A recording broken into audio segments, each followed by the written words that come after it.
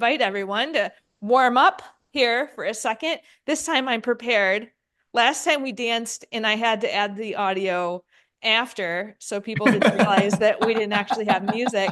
But this time, I'm gonna dance, dance, dance, dance, dance, dance. I'm gonna dance, dance, dance, dance, dance, dance. I'm gonna dance, dance, dance like nobody's watching. hello everyone. Welcome back to the channel, and welcome to the channel if you're new here. We have a returning guest with us today, Mr. Cesar Cervantes. Welcome Returning back. guest? Wow, the honor is mine. And I can't believe it. Our first time together was almost 3 years ago. That has to be wrong. But you have verifiable evidence. I do have verifiable evidence, but I'm going to share the link to our original discussion down below if you haven't met Cesar. He is a speaking coach, he's a speechwriter, and he is a new author, Yes, co-author with Stephen Hayward, that's right. aka Einstein. And we could not jump right into this conversation without a Cesar signature move here. So I'm going to invite everyone to warm up here for a second. This time I'm prepared. Last time we danced and I had to add the audio after so people didn't realize that we didn't actually have music. But this time, I'm gonna dance, dance, dance, dance, dance, dance. I'm gonna dance, dance, dance, dance, dance, dance. I'm gonna dance, dance, dance like nobody's watching me. I like those moves. I had to see a sneak peek. So on Cesar's mentorship calls, if you're not in the TEDx Facebook group, we're going to send you over there and you're going to see the snapshot of your mentorship calls. And I think something that I want to ask you about here, you can tell from the people who are like too timid to dance unless it's a cultural thing and they are not wanting to dance on camera. Well, it reminds me of like, I don't want to look goofy, so I'm not going to join in. But y'all look more goofy when you're not joining in. What do you think, Cesar? Yeah, look, I think I honestly just do it as a way to kind of get my energy shifted and to say like, hey, let's have some fun, let's get to work here. And it's just become a thing that, yeah, I think I just it's just a fun way to engage with each other. And as you know, it's like the same intro music. So like it always amazes me that people are like willing to do it. But Uh-huh. I love this one. I may have to change my intro music to this song. This song is perfect. It is, and it is from Epidemic Sound, so you could even play it if you have a subscription without it getting copyright taken down. Oh, really? Okay. Yeah. I'm Yeah. gonna have to do the download. You are probably going to have to do that. And for the people who haven't met you, can you tell them a little bit more about yourself? Yeah, so I think you covered the bases, the primary bases, which are that I'm a speaker coach and a speech writer here in Houston, Texas. I grew up in El Paso, and my first kind of career and dream fulfilled was to just do stand-up comedy. That was my way into the stage. When I was a kid, I was, in theater, and so I don't know, the stage, it was always just felt very familiar to me. And from stand-up, after, I don't know, it was like 10 plus years of doing it, I just started to feel like I wanted a deeper connection with my audience. I didn't feel quite as like I was giving, and I wanted to go deeper. I felt constrained by the medium, and I decided to go back to grad school. I studied creative writing. I found myself working at a college, and I started teaching in the theater department. And I taught humor classes. And and for whatever reason, I don't know, this is weird. Like we end up I think when we don't fully understand what's going on within us, we try to give it to others, or, this is a process that we go through. And so by teaching it, because I felt constrained by the medium, I ended up teaching it in a way that helped people tell their stories through stand-up. And what I learned was not only that is it possible to do it through stand-up, but it's a great way to build connection with others. And that's how I started my keynote speaking career. And from teaching that course, I learned like, oh wow, like let's use humor as a tool. And then I started coaching, for TEDx events and helping others create their keynote speeches. And then this book came along, and it's just been a wild, wild ride. It is amazing. And I'm curious to know too about humor, like the role of humor. So I had humor taught out of me because for me, it was my nickname growing up was Silly Jilly. And my Mm, mom's really funny. And I kept hearing the messages that humor, it makes you immature. And then later in life, I realized that humor, we hear about burnout. And what attracted me and kind of brought me back to life over these past 3 years of knowing you is allowing myself to not be so freaking serious. I'm like, I'm mm. not like, why am I being so serious all the time? It's like, what? Why is humor so important to you? Well, it was the way I connected with my dad growing up, if I have to just kind of get to the heart of it. And I think it's both. Well, now that I have small children, I rely less on the idea that we are who we are because our parents sort of molded us, right? I think that mostly we are who we are because that's who we are. And the parent's job, the role is to sort of reflect and affirm who you are. And so I think it was both things. I think it was naturally something that I enjoyed and that I wanted to engage in. And then my dad, that was a way in which we could connect with each other. He was sort of a military guy and not always that easy to connect with. And so this was a tool, right? And so yeah, I think it built that for me early on, knowing not just that I enjoyed it, but knowing that I could create connections with it. I also think that um, you just have to do you have to do the things that bring you joy. And this is like one of the simplest lessons that we can learn is like you want to have a good life. Like what are the things that bring you joy? How can you maximize that? How can you put that on repeat? How can you create space for that?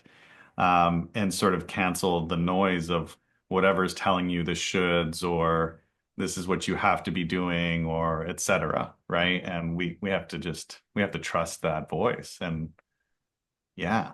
And so for me, laughter is one of the greatest reasons for being and that brings me joy. And so I try to maximize it. It's such a healing thing too. Like to It can see, absolutely be a catharsis. Yes. yeah. And to see you with your kids on Instagram and doing the dad jokes. I love also in the book for people who haven't read it or you skip this part in the beginning, Caesar says he loves his daughters more than tacos. And I'm sorry if you're a taco. I'm sorry if this is offensive, but I laugh so hard. Okay, how much do you love tacos anyways? I mean, tacos to me are food, and so there isn't some like a sustenance that can't be put into a delicious corn tortilla, or flour if that's your thing. Corn's better; it's more authentic. But we don't. Let's not go there. Uh, yeah, so I do say that. They are both very, strong loves in my life, but my daughters do win that battle. That's hilarious. So I'd love to hear from the audience what things come out. What would be their favorite food that they have to compare if they have to love something more than what food would it be? For my mom, it was M&Ms. She used to say, I love you more than M&Ms. And I used to say, I love you more than Jupiter and beyond because, I like solar systems and partly what motivated me to move down to the Houston area. Mm. But enough about that, I suppose. If you guys want to read more about Caesar and about his tacos, you have to get the book and other things. So, Caesar, like I said, Caesar and Stephen just had this book come out called Great Speech. And I told Caesar it felt like I was sitting in a mentorship call with you and Steve there. And what you said, I can just say this is such a valuable resource for anybody who wants to give a speech. And what motivated you to write it? Yeah, so the book, Great Speech, Simple and Proven Blueprint to Crafting Keynotes and Signature Talks. So the idea, I think really what prompted me is to better serve, and thinking about how we work with clients from beginning to end, what would be a tool that they could use and hold and say, like, for those that really wanted to go deeper and to understand what we're helping them create. Because so the goal when we work with any client is twofold. One is that we want to take as much as we can off your plate. There's so much out there these days that sort of that says it's support, but it really is more education and just teaching you how to do it. When we work with a client, we want to take over the things that we can and help in that way, because everybody's busy, everybody's got a ton on their plate. But there are also clients who want to understand what we're doing and why, and go do the deep dive themselves. And so this book was going to be a way to say, okay, now you can see, you can prepare, you can go on the journey with us and clearly see what we're trying to create with you, so that not only is your talk going to be better for it this time through the process of either creating your TEDx or your keynote, but now you can duplicate that process, and now you can take it, beyond. So both in the form, the actual structure of a talk, and then we also give, the fundamentals of delivery as well.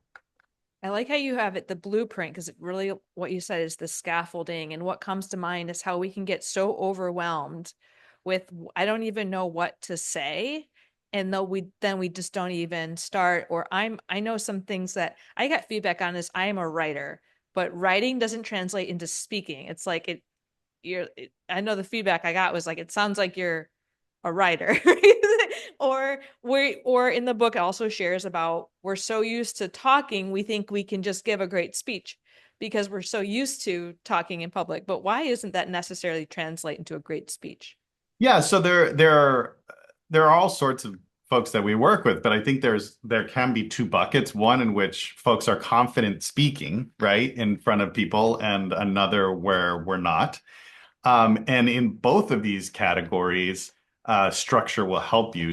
And I think that if you're confident speaking in front of people, but it's not always, maybe the feedback is that it's not always effective, or that it's not clear, or people don't walk away with the thing that you hope they would walk away with, structure is going to help you. If you're not confident getting up there, one of the things that can get you over the hump is the belief that you have, something to say, and the clarity of showing you how to put it together.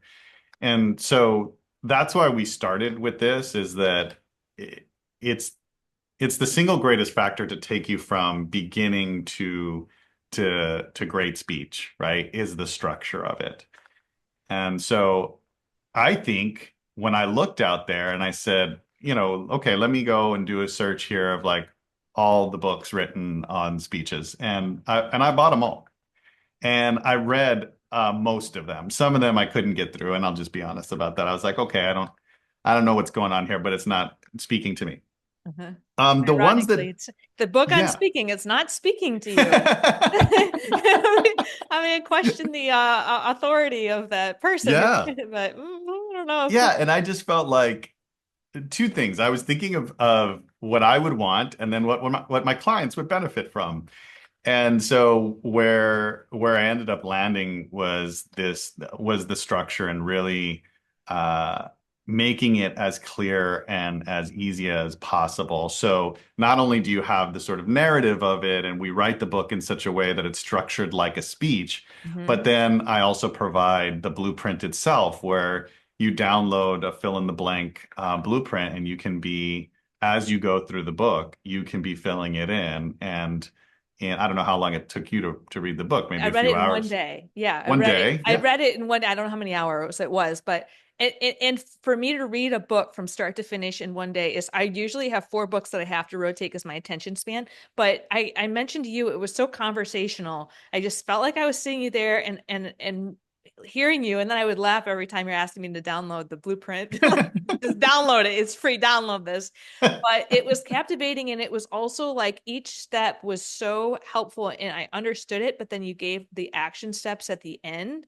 and then it motivated me to just keep going, because I was like, oh, I can really see how you have now the ingredients. If you're to write, so I'm writing a book, and gosh, I've been writing a book for like since I was in third grade, and it's never made it out. Why has it never made it out? Because I have all these thoughts in my head that swirl. They never get organized, and they never get put into a place where I'm like confident in it. So applying this book, your book, to even my own book, and how it would interpret that is like, okay, it's helping me get all the ingredients that I need, and then it's helping me to place it in an organized way, and then you can get it out the door, right? And like that's what Right. I'm missing for my own book, and Yes. for the speeches that I gave. Like I've made a lot of the common mistakes that you have presented in the book, and I'm a person who likes to share my learning lessons for others, so I'm not shy to share those.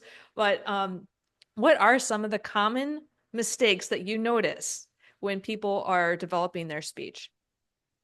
Yeah, well, I actually think you just touched on them because it's really about any project that we take on that is meaningful to us, that or where we start to feel like a little scared or inadequate in some way. And the barriers that we face are similar no matter what the project is. And so I'm glad that you kind of touched on how the book takes you through in a very conversational way, how you can create instant structure and feel like you're creating progress and get some easy wins under your belt. Because a lot of it is about us, as I this as I say in the book, if you're having a little bit of anxiety or you're you're not you're nervous, you're scared, you're not sure if you can do this, it's because usually you're not prepared or you think it's about you. Mhm. Often it's both. And so right out of the gate, you can already start feeling prepared, and start to see that what you're creating is for your audience. Mhm. And so I think those are essentially the two challenges aside from beautiful writing and powerful delivery. That's really what, everybody we work with has a little bit of that. And so it's both in creating a process that moves them, but then also just in the coaching. Mhm. And what you captured there too, I was just reading an article about relaying information to a leadership, like executive leadership, and how you want to be concise and to the point, and how sometimes when people want to convey messages, they want to look like they are experts in it. So they want to get out all this information.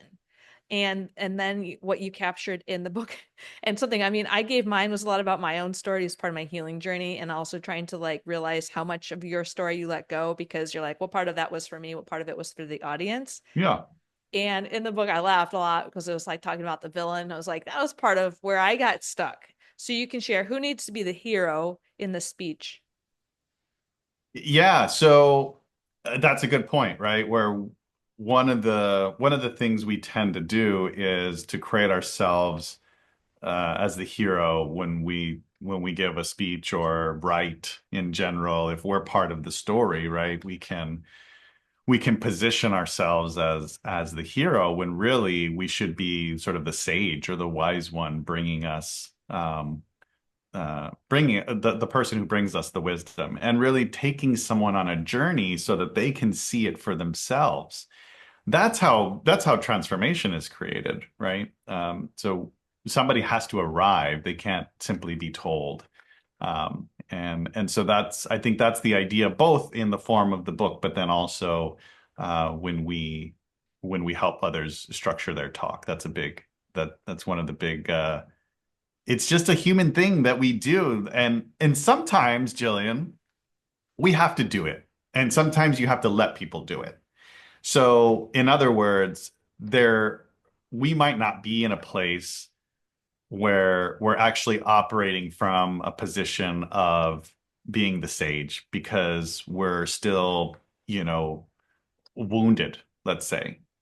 Um, and so rather than coming from the healed or healer perspective or coming from a wounded perspective, and there are times where you just have to allow people to tell their story and to be the hero of their own story because that's the process that they're in and that's what they're going through.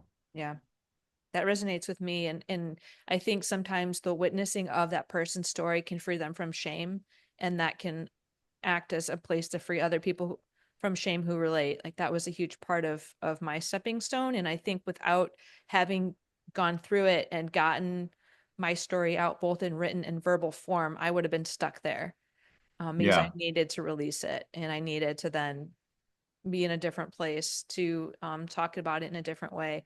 And you were saying the two things about nervousness, and I always I'm laugh every time I'm with you. I just laugh. I guess I don't know. But in the beginning, when you talk about the quote from Mark Twain about there's two types of speakers: those who are nervous and those who are liars, and you just provided some examples of ways to mitigate some of the nerves, which is to be more prepared. Take this focus off of you. It's not really about you, which I think is so important when we're thinking about social media presence and so much about life. We always have that like spotlight effect or kind of egocentric just by nature. What other things have you found helpful when people are, I know Dr. Mel Thacker, she said she's got strong stage fright. She just gave her second TEDx talk. Yeah. What really helps people to overcome their fears and to really lean into getting on stage? Yeah, that's good. Well, I mean, first I would say, there's a healthy amount of nerves and anxiety when you get up there. And I think, no matter how long you've been doing it, if your heart doesn't pound a little bit, then, I don't know. Maybe actually you should stop doing it if there's none of that. Uh, but I would also say that sometimes it can be debilitating, and there's like a spectrum of the physiological things that we might experience, or the psychological, right? Like what's really happening there. So even if we're in a place where we're saying, okay, I'm prepared and I know it's about the audience and I've developed something that I know can help them, and yet I still get up there and these things are happening. Yeah, there's a couple of things that I would recommend. One, of course, there's a mindset shift about, and one of my clients, Ty Hosgen, talks about this. I have to give him credit because I really love his talk that he put together. And it's about shifting the mindset to a state of practice rather than performance. And so often we're looking at this event, this big day, this thing that is gonna make or break us, as this thing that is like either I perform it well and I'm a hero, or I, fall on my face and it's the worst thing that ever happened. So again, this goes back to, you know, seeing it as, about you, but also it's a mindset about performance versus practice. And if you can do that, and athletes do this too, where, they sort of reframe what's going on when they step out onto the field or the court or whatever, that's super helpful.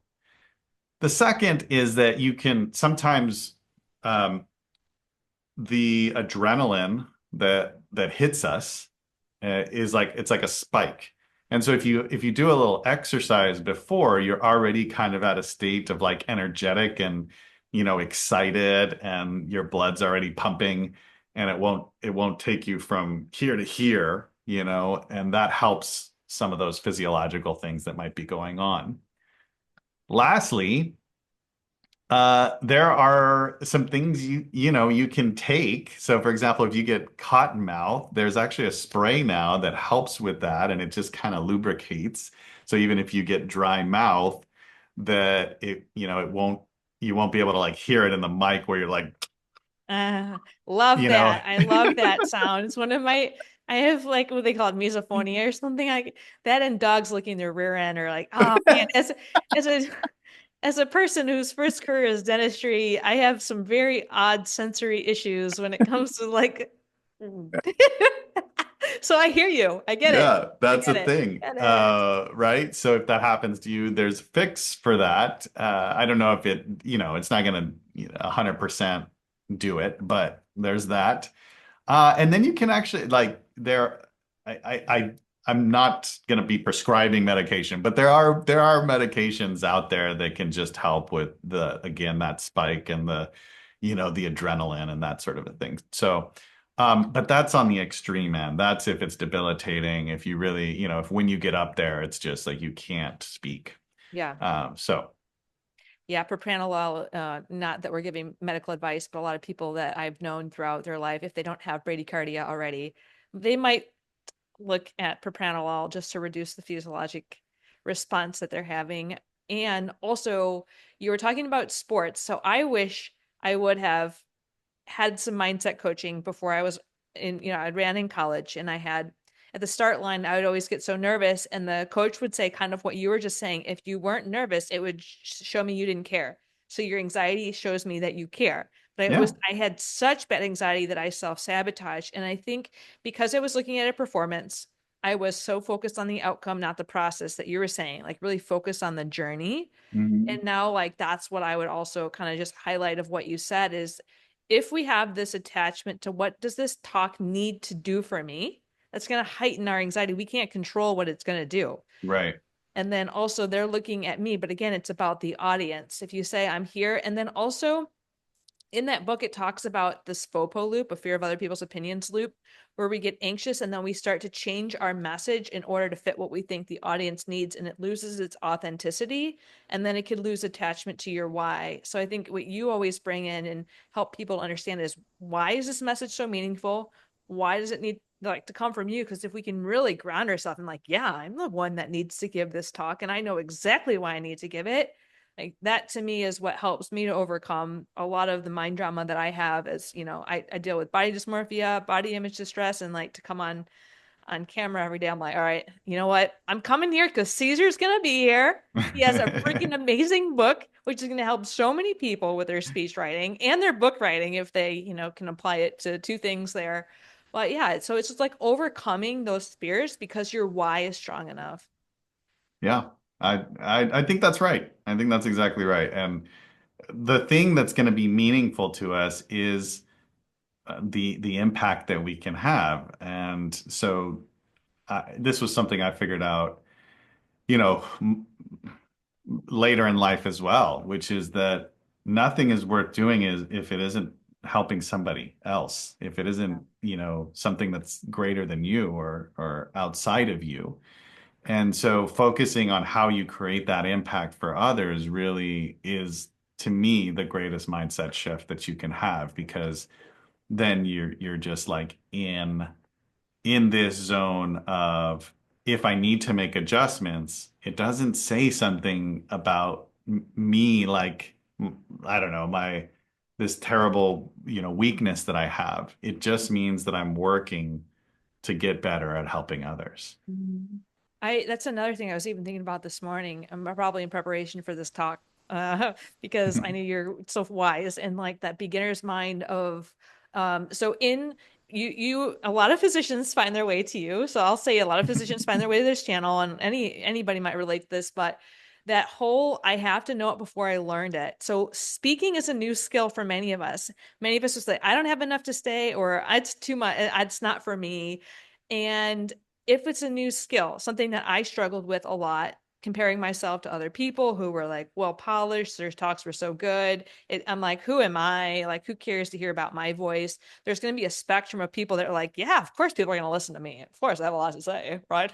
And then there's going to be like people with a lot to say, but they don't believe it, which and then they think that they have to master it before they've Right. learned it. And this whole that it's really reinforced in medicine where it's like in order to be confident you have to like pretend like you know it, but inside you're like, I don't know this at all, like I don't know, what am I making this mean about me?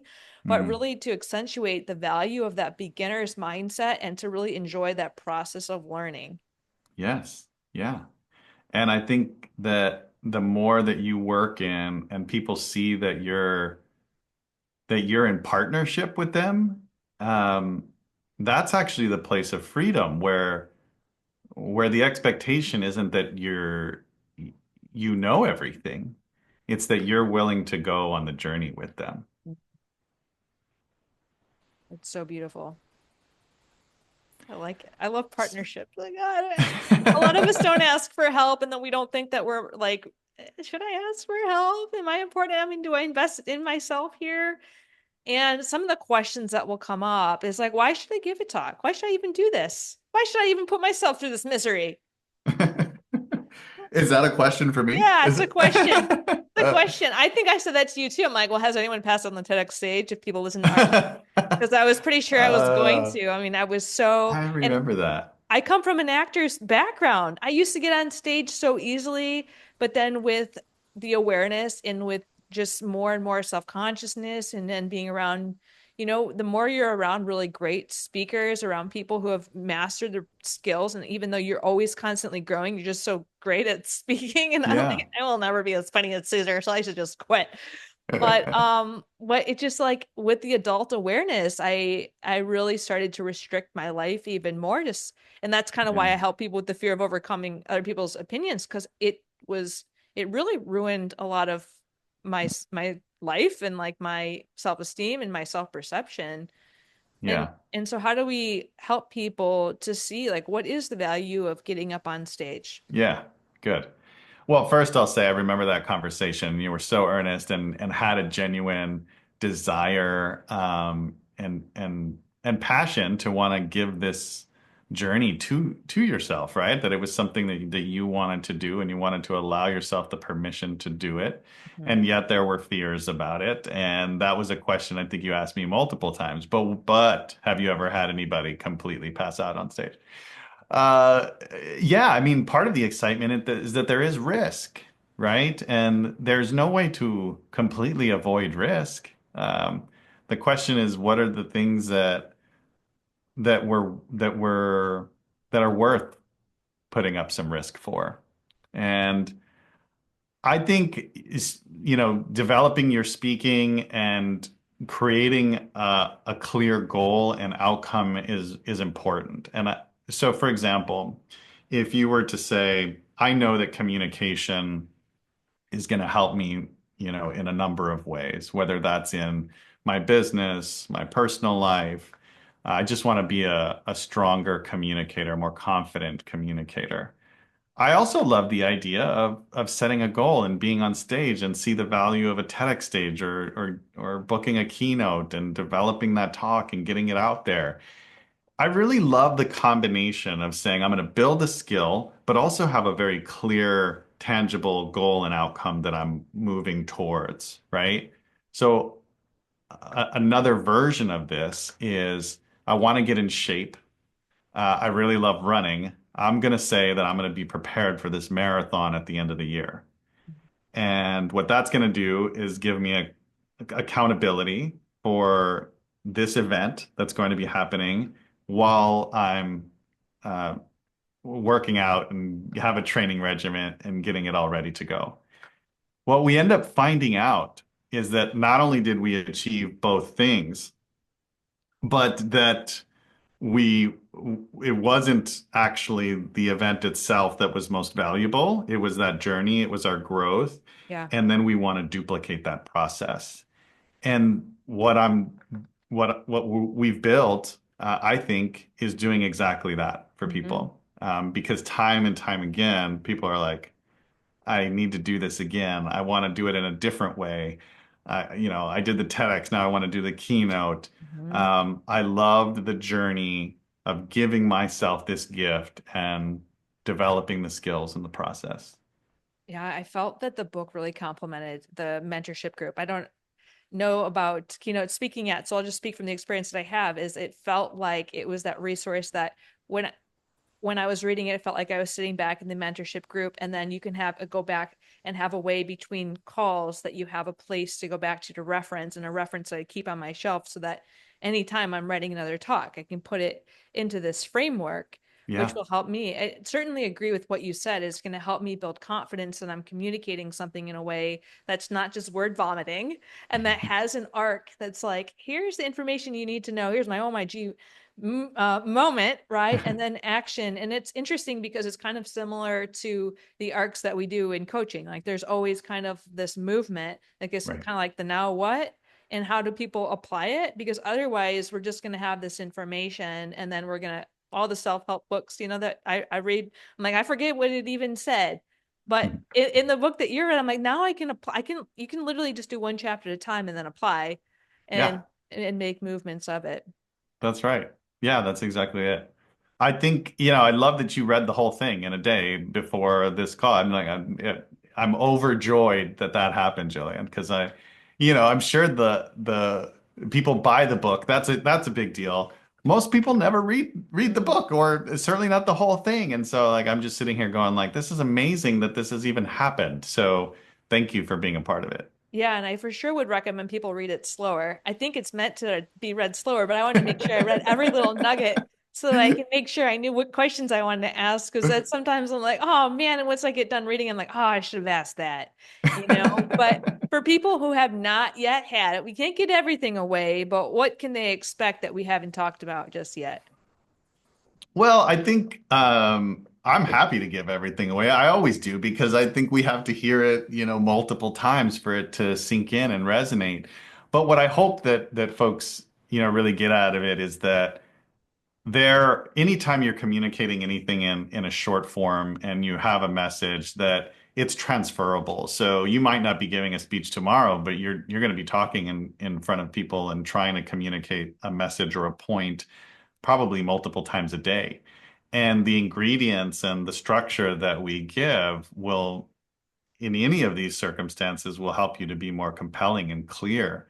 But also to see, like, what is it when you watch a talk, and our premise is sort of like we've all sat and listened to someone speak, and most of the time it's not good, right? Most of the time we're going like, ugh, this is painful. And that's the reality of most public speaking. And so if I had like a big, huge, audacious goal, it would be that that's not true in our world, that we can come into a room and most folks are excellent communicators and can compel and spread powerful ideas that change things for the better. Well, I'm curious what people think of our speech here today and the way that we talk. Hopefully, gave some, and people stuck around. This was super beneficial. And for the people who said, heck yes, I need the book and I need to figure out how else I work with Cesar, where can they find the book and how can they work with you? Yeah, I love it. So, well, it's everywhere, but Amazon would be great. If you go to Amazon, you can just look up Great Speech and you'll see it's under my name, Cesar Cervantes, and Steve Hayward, who is my head writer in the community and good friend. And we were colleagues at Colorado College, and it's just been a joy to work with him on the project. And so that's where you can find it. You can, I mean, you could email me, you could send me a message on any social media Flare, site. flare, Yeah. just send Where? a flare out into the sky. Let me know. I mean, you're close to me Smoke now. signals. You could Yeah, do just smoke signals. all I'll right. I'll see them. I will Can they see them. bribe you with tacos to sign it if they come and meet you in person, or what would it take to get your signature on these things? Yeah, I don't have any of those like book signing things planned. I think that would be super No, cool to just do kidding. that. Yeah. I should do something here locally. That Yeah. would be fun. But I'm also just like I don't know. What I should do is like maybe I don't know. Is that really a thing that people want, or is that just something people say? You Because I'm gotta like, let us know. Let us know for the people who are, if you know us enough and you know where we are located, let us know if you would like. I mean, there's some people I saw doing these book tours. So yeah, let us know, people. Let us know what you want. Wait, what do the yeah. people want? Well, I'll tell you what, find me on CesarCervantes.tv. Send me a message there. We can book a call. I will, if people want a signed copy, I'll figure out how to make it work. You can also find me on social media. My handle everywhere is just at Mr. Cesar Cervantes. And yeah, I would love to connect with folks. Cool. I'll have a picture here of the book. I have it on Kindle, which is really hard to get your signature Oh, unless I wait, get let me an get it. Hold on. e-signature. This is a There we go. beautiful book. I love it. I love the way it turned out too. Let's see your daughter said, "Oh my gosh, you're both in the back of the book. Let's see it." Oh my gosh, no way. Both of them. Thank you both so much for this delightful book. Before we sign off, thank you everyone for being here. Put your questions, your reflections, your feedback, your intentions down below. We would love to hear from you. and go find Cesar because he's awesome.